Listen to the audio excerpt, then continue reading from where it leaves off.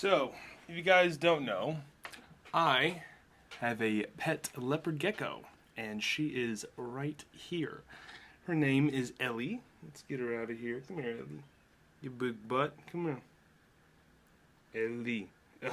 Me and my wife had her for about, I'd say going on 3 years. They live for a very long time, and she's very low maintenance. She only eats like a couple worms like a week type of thing. So very low maintenance. She just chills, and she is very funny, very colorful. She is a tangerine leopard gecko, and they are kind of low maintenance. As you can see, her tail, that's where they kind of store their fat, and they can live for a long time by like not eating.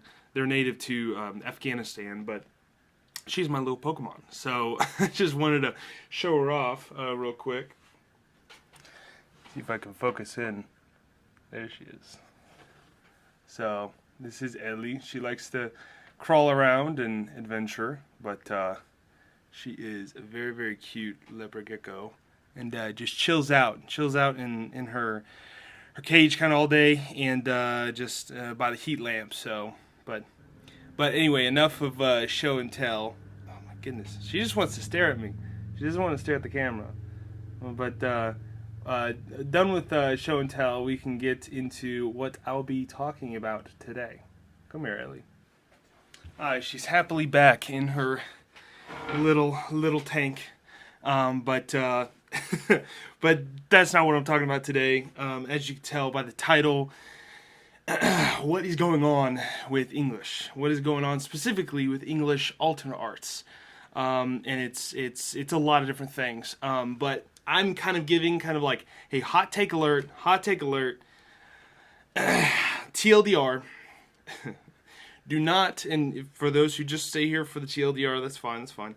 Do not buy English alternate arts right now. And instead buy Japanese modern or semi-modern cards, promos, whatever. And why I say that, we'll get into it for those who want to know an explanation. So first we'll give a background on English alternate arts. For those who don't know, I have a eBay channel, eBay store. Been running it for a couple years now, upwards of like 4+ years. 4+ years on eBay, selling Pokemon cards, selling collectibles, whatever. And the amount of interest and the amount of offers and the amount of buying actual listings above market price has not been, for specifically English alternate arts, hasn't been higher. I didn't experience this when the cards came out. I didn't experience this when, obviously the Japanese stuff was going on. It's only this past month, pretty much, 2 weeks, I would say, where alternate art cards all have been sold out in my store. I think I only have 1 or 2, but they're like PSA 9s and everything. But I'll give you an example. I just sold a Gengar VMAX. Actually,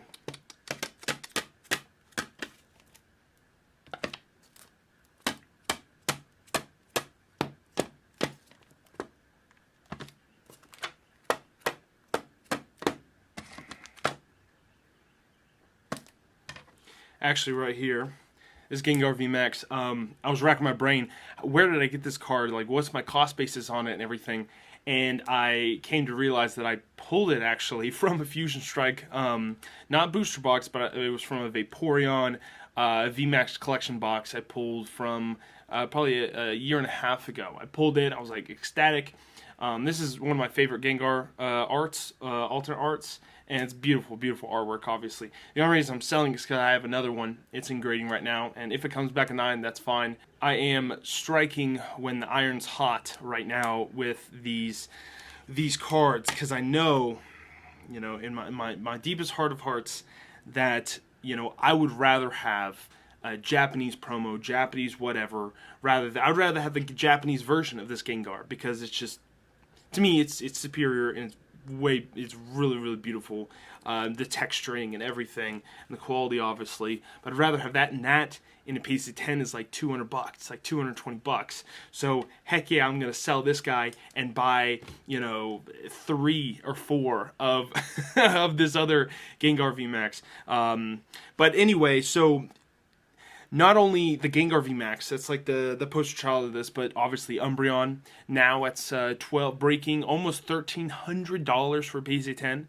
There are, I think, 20,000 PSA 10 graded in the population report. 20,000 times $1,200, that is crazy amount of money. Anyway, along with that, then I had a Rayquaza VMAX alternate art. It sold for above market price. Now it's under market price that it sold for, because right now it's breaking almost in the $700. It's like 650-ish. And the like I said, Umbreon's like $1,300. Gengar VMAX is $700. So all these cards, like a month ago, I remember the Umbreon VMAX or whatever, it was like $600, $700 in PC 10. Gengar was $400, maybe a little bit less. Rayquaza is the same, $300, $400. All these have shot up. It seems like overnight. In the sense of collectibles, it seems like just overnight that they shot up in price. And why that is, that's the magic question. Why that's going on? I'll give you my synopsis, what I think is possibly going on. It kind of ties back to Bitcoin. Large amount of money came into the scene with people who got a lot of money with Bitcoin. FOMO, and I say Bitcoin is a small factor, I would say. FOMO, Sword and Shields come to a close. People are like, oh, I gotta buy these awesome alternate arts, whatever, and you're gonna experience that anytime when things sell out on the Pokemon Center, when things are, sunsetting. It's like a race to grab everything, pretty much. And that's okay. And another factor is people love to throw out the B word, the buyouts. Love to throw out that, cabal buyout with the special Discord group or whatever online. I'm not gonna push to the side that that's not a factor, but it's probably not a factor that people think of. It's probably not a factor that really has much merit behind it, because yes, it's probably happening, but at the same time, it's very, very FOMO. It's very, very heavily FOMO of what is going on, because this buyout group can go and buy out, Rayquaza VMAX up to $500. No one has an unlimited amount of supply, an unlimited amount of money just in their bank account. Just keep buying. There are so many of these on the market, but because of these, buyout groups or people who maybe just saw an opportunity in sunsetting, Sword and Shield sunsetting, so they're buying up a bunch. Other people are like, oh wow, this card went up $50. Oh, maybe I should hold back a little bit on selling mine. So it's a lack of supply. It is FOMO. It is maybe one to a group or whatever buying out some cards to maybe push up the price a little bit. It's all this accumulating, and a big portion of this is YouTubers. They're sending out these videos of these prices went up, 30%, 40%. What is going on? All these videos. And I guess I'm not helping in that factor, but I am helping because I'm talking about the exact opposite of what everyone else is talking about, where you should not buy into these alternate arts right now. You should, the person that has been in these ebbs and flows of these market trends, they are not buying into this alternate art craze. They're not doing any of that stuff because it's a fool's game. It really much is. Because, think of in the summer, when, what was it? Was it the Gengar VMAX? Yeah. There was literally no Gengar from the time of filming and a little bit prior, there were no Gengar VMAXs on eBay whatsoever. PSA 10, none whatsoever. They're all sold. All Buy It Now is sold, and only there are auctions right now. That could change by the time you're viewing this and by the time you go on eBay and search it up. But that's what happens. Buyouts happen or people buying out all these cards, and then there's none to go off of. There's only TCG Player, which are raw cards, and then there's auctions, which are the PSA 10. So really the moon's the limit on this kind of stuff. And that's kind of the characteristics of collectibles. is when, you know, it idles for a long period of time. I remember a video I did maybe a pretty good a while ago, where I talked about the collectibles market are literally stepping stairs. It's somewhat organic growth, yes, but it's, you know, especially, I don't know, maybe it's specifically certain cards and not the others, because there are organic demand for a lot of things, but I would say a majority of times collectibles are stepping stones. You have a, you know, price for a long period of time, $700, $600 for Umbreon VMAX, and then boom, spike, $1,200, and that's the new norm. And then it goes on. It could obviously step down as well, goes down to another price floor that idles for a long period of time. But that's just how the collectibles markets work. People don't understand this, and they don't realize that's, you know, people throw around like, oh, last comps, whatever. If you don't want to sell at that price, you don't have to. You know, people telling you, like, oh, why is you so high? Why, you know, market price is this. You should sell it to me like at this. I'm like, no, I don't want to. So that's what I'm feeling like what is happening right now with English alternate arts. And I would say on the counter, this is what I've been doing all my collectibles journey, or maybe it took me a while to get to this point because I did a lot of dumb things and bought into a lot of dumb things and got burned on a lot of dumb things. But what I've learned is there's obviously ebbs and flows, cyclical cycles of these markets, where there's booms, busts, just like we saw in the last summer with the Japanese boom. Now it's a bust period. It was a bust period since probably October, November time frame, where all these cards, I mean, Alolan Friends, I mean, yeah, the Chinese card reprint that came out that had that card in it, yes, it factored into that, but it really was just spiking up in the summer because everyone was FOMOing into it and went up to $1,200, $15,000, and now it's skyrocketed down to like $5,000 because there's so much speculation. Because there's speculation on the waifu cards, the character cards, Japanese, and people were just looking at the prices going up and up and up and up, and it's come right back down to earth. So really, we're in a bust period of time in Japanese, and there are right now, this is Q information, no, very few people are actually talking about this, and I hate throwing that out every single time, but it's just, it's like a regurgitation of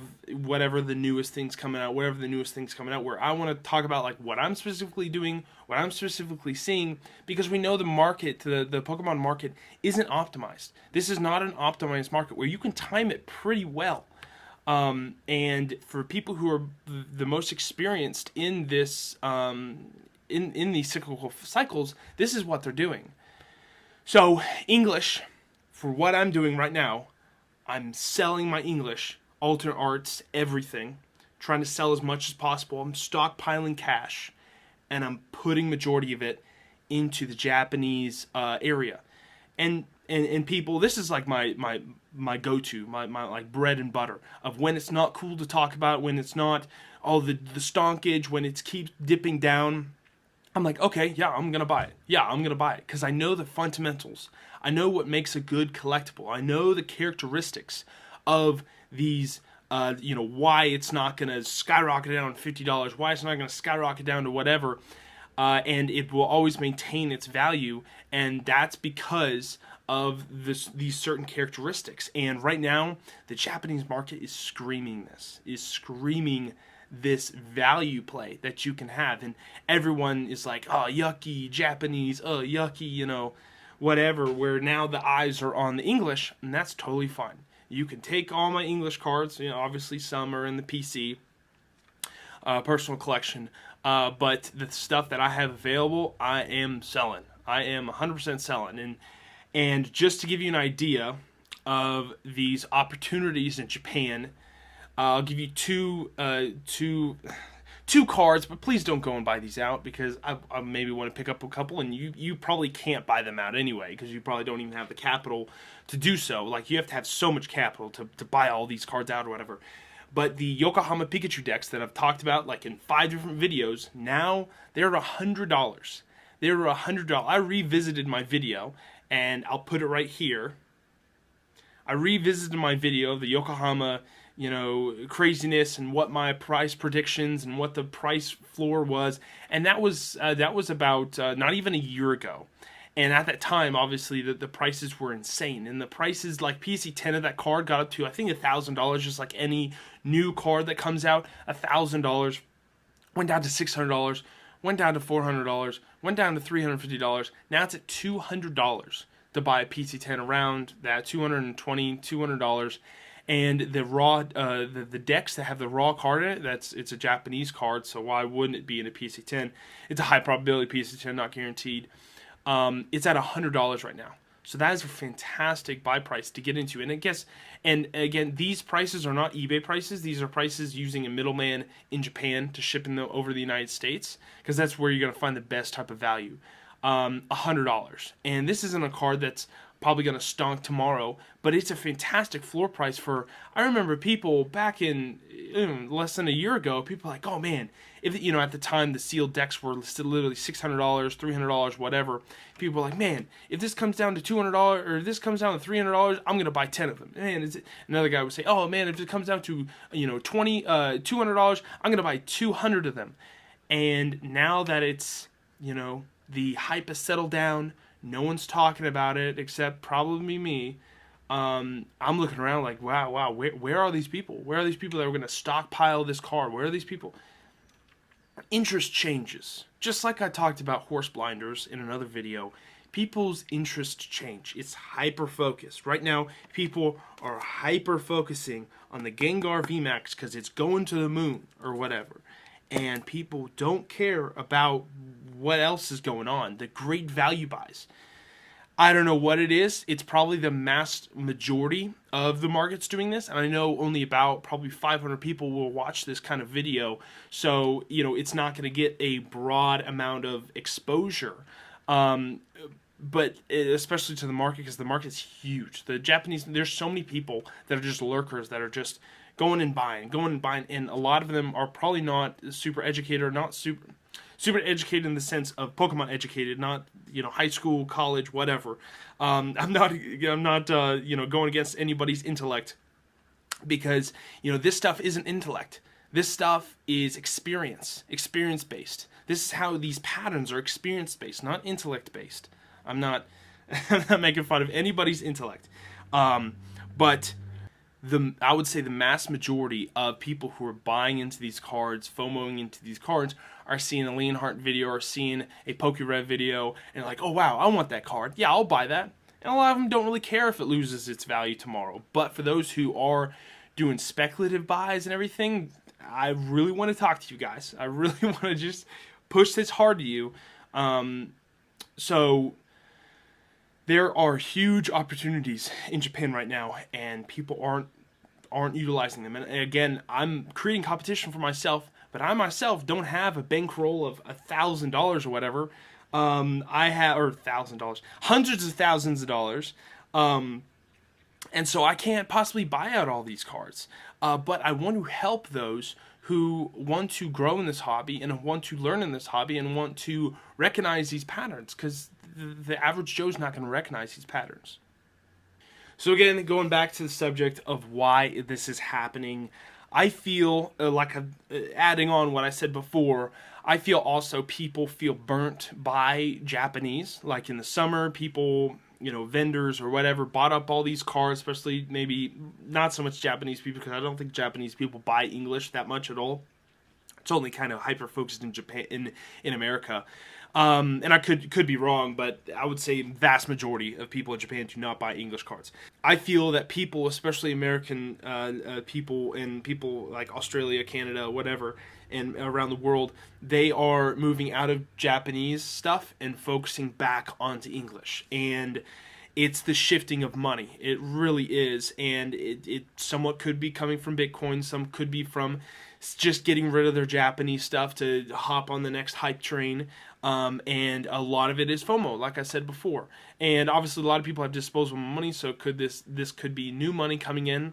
I don't really know. And this is a very interesting thing I'm going to talk about next that I've heard in the hobby as well, and that I've sat on and thought about as well, where, it would make sense to like, okay, yeah, people say in stocks all the time, hey, buy low, sell high, buy low, sell high. But there is such a deep connection and such a deep reality of people actually doing the opposite, of their buying high and selling low. And could be a whole nother topic, but in sense, people don't want to buy things when they're cheap. People don't want to buy the Yokohama deck because it's $100. People want to buy it when it's expensive. People want to buy it when it's $300, when it's $400, because they see the continuing trajectory of this card. Oh wow, it came from $50 to $100 to $500. I'm going to jump on it before it gets to $1,000. People don't see the downside risk of these types of risky investments. They lack the experience, they lack the knowledge, and they lack the insight of seeing the price ceiling for these in the shifts in the market. So it's super easy to buy into something. That's why, Bitcoin shot up so quickly and everything from, $20,000, $40,000 to $60,000, $70,000 is because people saw this upward trajectory. Oh, I'm going to get on. Oh, I'm going to get on it. And there can be stepping stairs, that, it goes up $100, then there's a lot more interest to catalysts and shoots up more. But these catalysts in collectibles, Poke Red was one of them. Catalysts of that, Umbreon V. And there's other catalysts there's literally catalysts that form because of other catalysts, of everyone seeing that this is being bought out, so people jump on that. That's in itself a catalyst. And so for those who don't know, catalyst is a biology term meaning you're adding a catalyst to create a reaction. It's been like 5-6 years before since I took biology, but pretty sure that's what it is. It's adding something to create a reaction. So people don't want to take on the risk of, wow, this, it's so cheap, it's $100, it's probably not going to move. But those who understand the catalyst, understand the pattern recognition, they are jumping on this opportunity. And so, what am I doing? So, what I'm doing, selling like a lot of my English alternate arts. I don't have a bunch because I'm not a collector of English alternate arts. I'm just not. I thought for a long time they're overhyped, and now they're really overhyped.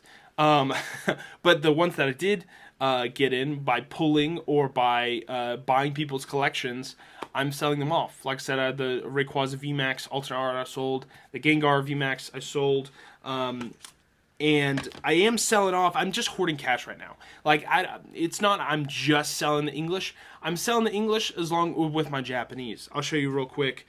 I sold this beautiful Dark Dragonite holo. I got from my friend Evan, probably E-Unit. He's probably watching. I finally found a buyer, Evan. This is a very, very niche type of card where, for those who don't know, the non-holo variant of this card, it maybe sells for a few $100s, maybe $200, because it came from a deck. It came from, actually, I don't know where that other card came from, but it has the holo background, but it doesn't have the double holo on it. But anyway, I found a buyer, and it was a pretty good buyer at $550, so that's pretty good. So I'm selling that guy. I have just a whole bunch of this guy. This guy's pretty smart. He's been in the hobby for a long time. He's buying some Tag Team All-Stars. These cards are beautiful, and for some reason they're so undervalued right now, I feel. But, I don't want to pump up anything. Ew, English. No, I'm just kidding. So, this was one buyer. This is all just another buyer. I got some Charizards, Mega Charizard, Charizard V-Star, Charizard V-Star, Charizard V-Star. Beautiful V-Star Universe. Mewtwo and Mew. This card is beautiful. I'm probably not going to sell any more copies. I try not to because I open them all from tins, and they're beautiful cards, and I don't really want to sell anymore. Gengar VMAX. There's another card I didn't want to sell, but the Togepi and all the babies, baby Pokemon, PC-10. This came in the small but mighty box. Beautiful card. The babies again, but in Tag Team All-Stars, Tag Team All-Stars, Tag Team All-Stars. Tag Team All-Stars. Tag Team All-Stars. Type Ace Pikachu. Beautiful, beautiful card. Love that. Oh, speak of the devil. Got the good old Pikachu EX from the Yokohama World card. Selling that guy. Probably buying a few more decks from Japan. Beautiful Misty's Favor. Jeez, this is beautiful. I'm selling this guy and buying like 2 to 3 of the Misty's Favor raw or even graded in Japanese, because that card I think hits hard. I got the Alolan Friends. Beautiful card. Not the Japanese version, the Chinese version. Still beautiful. I got the Palkia, Dialga, Giratina. And this guy,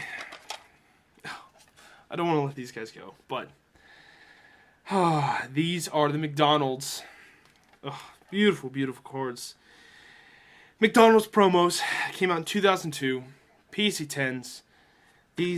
This guy is probably not robbing me blind because I'm taking market value, but really didn't want to let those go. I had them at a price that I feel was a little bit over market, but this guy put in a payment plan with me. I couldn't refuse it, so I'm selling about $5,100 worth of slabs just in the past week. And that's not a flex or anything. All that money is just going back into Japanese.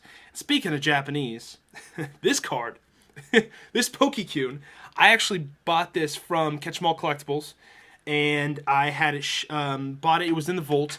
Bought it for a freaking steal. I bought it for $400-ish, 300 and high 300, low 400. And I had 2 of these cards, and I graded them PSA 10 in the boom. One sold for, I think, $800, and the other one sold for $1,000. And so I bought it back. That's what you can do in these cyclical cycles. You can sell off the stuff that's high and buy when low. Crazy. And this, I love this Pokemon card. This is for this is a whole nother video now. I need to split this up in 2 videos, but I just love showing cards. I just love showing, obviously the cards, I sell are great and fare well and everything, but all the cards that I get in, this was in the vault, and now that eBay's, bought out Golden, eBay bought out Golden, partnering with PSA, their vault thing doesn't make sense anymore. So I had it free. It's free to, bring stuff back from the vault right now for a limited time offer. Make sure you do that. But anyway, beautiful, beautiful Pokemon card. I'll add back into my collection because during the summer I sold off both of my cards. And so that came in the premium collection box or whatever. That's worth like $4,000 today or whatever. That's like the special card that came in. So kind of like the Espeon, but different because the Espeon with the gym box comes with 2 booster boxes of EV Heroes, and this one only came with like 5 packs of Pokemon. So anyway, wrapping this all in a bow. Again, I said TLDR at the very beginning. You had your chance. But this is the whole explanation of what I'm doing. So I'm selling alternate arts. I am buying Japanese promos and Japanese things that have came down in price, pretty much halved. And are pretty much at a price point that I'm just buying up. Because at the end of the day, people may ask, like, hey, alternate arts, they could skyrocket even higher. They could skyrocket even higher. I'm like, yeah, they could. But I would rather, me personally, as a risk avoidance kind of guy, I would rather buy stuff with a low cost basis versus a really high cost basis in relative to their own price history. And that's just me. That's just me minimizing risk. And yeah, these Japanese items can't, could not move for another 3 years. I understand that. I just love love Japanese so much more than English. I'm literally trading my alternate arts, that I'm selling for super high prices here, and then buying them for super low prices. And I feel that is a great trade-off. So that is pretty much all of it. It's probably another hour video, but I know a lot of people kind of listen to this in the background. So that's my whole synopsis, and I'll come out with another video here soon about why in Japan, what I'm specifically doing in Japan, as in not physically going to Japan, but what what strategically am I doing, because that whole environment has dramatically changed with how I'm buying things from Japan and what I'm buying. So I'll do another video here soon, and I'll talk about that, because that is very, very valuable information that those who do not maybe dabble in the Japanese market or buy a lot from in Japan, you may not know about this. So thank you all for watching. I did read your comments and everything about the podcast type of style video. A lot of people like that video. I appreciate you liking the video, and it was just something fun for me to do and to bring on a guest, and it was really fun picking his brain on what he thought about 151. We still, we're maybe less than a month out from the reprint, or a month and a half. I forgot if it's the end of May or the beginning of May. But we are, coming up on it. And so, what I'm continuing to do is exactly what I said in that video. I'm holding off and going to potentially buy when the price comes out. Prices come down even more. It's like $80, $90. I can't wait for the price to even come down even more, because people are like, ew, Japanese, ew, Japanese.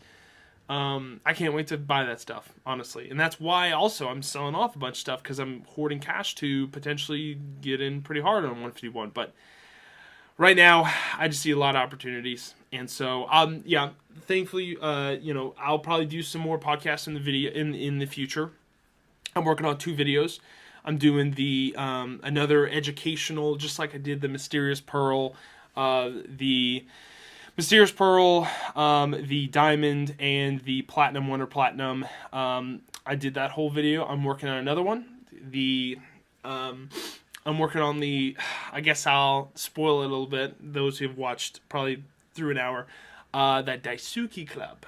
So that's fun. The players promo club that turned into the Daisuke Club, and still is the Daisuke Club to this day.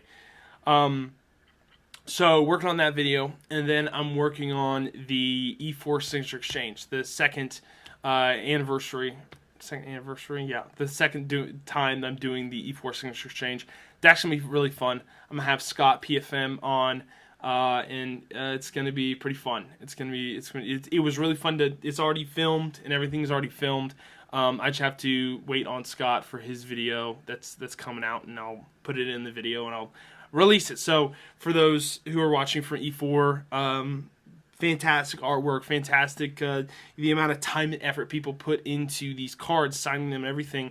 It just blew me away. It really did. And so without further ado, I will not make this video any longer. That is my synopsis, and that's what my feelings and thoughts on the English market right now. So I'll talk to you guys in the next one. See you guys later. See ya.